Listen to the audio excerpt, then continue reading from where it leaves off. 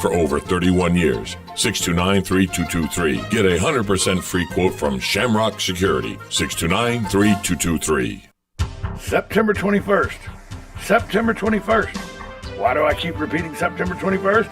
Because that's when the Ocala residents have the privilege of helping determine how Ocala is governed. By voting, Ocala residents then have a voice in local issues.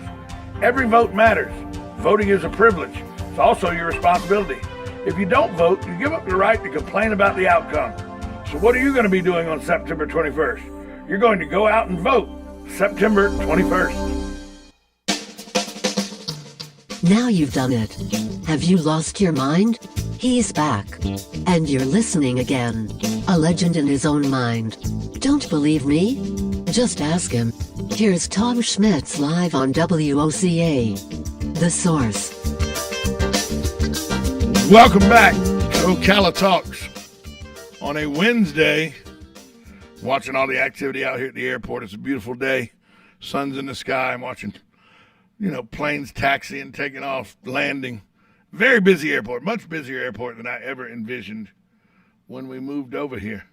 The Ocala International Airport, very busy. Hey, I want to remind you, this Friday, September 10th, the motorcycle escort of the 9/11 Traveling Memorial Wall will take place.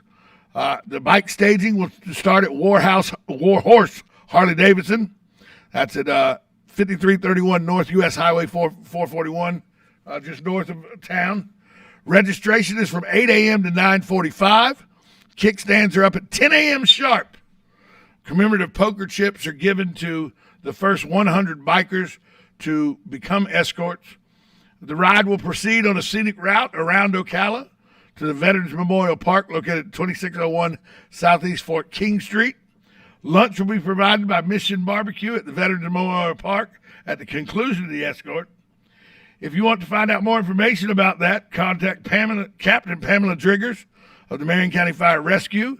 You can do so by going to pamela.driggers@marioncountyfl.org, or you can reach out to Lieutenant Eric Hooper of the Ocala Police Department by going to ehooper@ocalapd.org. But it's the escort for the 9/11 Traveling Wall, the motorcycle escort, September 10th, to get the traveling wall over to the park for the celebration. Now, I'm going to be honest with you, Saturday, I know there's football on and everything. I will tell you, though, it's going to be hard-pressed. I'm going to, I may record the football so I can watch it commercial-free, because the History Channel is going all out in its coverage of 9/11, the 20th anniversary of 9/11. Hard to believe it's been 20 years since that morning where we originally thought a small plane had flown into the World Trade Center. But as the second plane hit live on TV, we knew all of a sudden that America was under attack from terrorism. And then to find out subsequently that a lot of the pilots had trained at airfields in Southwest Florida, that really hit home. And that, that the center of business could be destroyed so easily, the World Trade Center, but that it didn't stop the business center of the world, New York City, even though they tried. The resolve of New Yorkers, the resolve of Americans, the resolve of the people who went into the building to save people and ultimately paid the sacrifice when the building collapsed with their lives. All of that should never be forgotten. A very good friend of mine gave me a shirt that had the number 20 in it. It said 20 years, we will never forget. And inside the two and the zero, big numbers, were the towers as they were falling. We must never forget what took place that bright morning of September 11th, 2001. And 20 years ago, this Saturday, History Channel is going to do a good job with wall-to-wall memorials and shows about the 9/11. They're going to delve into, how they hit the people that surfed down the building, the two survivors that surfed the thing that fell, They're going to talk about first responders, how they come in. I know there's one show that's going to highlight Steve Buscemi and how he went to Ground Zero and helped the actor Steve Buscemi went to Ground Zero and helped for 5, 6, 7, 8 days nonstop, because before he was a famous actor, he was a firefighter with the New York City Fire Department. So on those days, Steve Buscemi wasn't Steve Buscemi the actor. He was Steve Buscemi the American who had firefighter training that went to Ground Zero to help. The selfless acts of all the first responders and the police, the fire personnel, everybody who ran towards that building as thousands were running away in fear, as they should.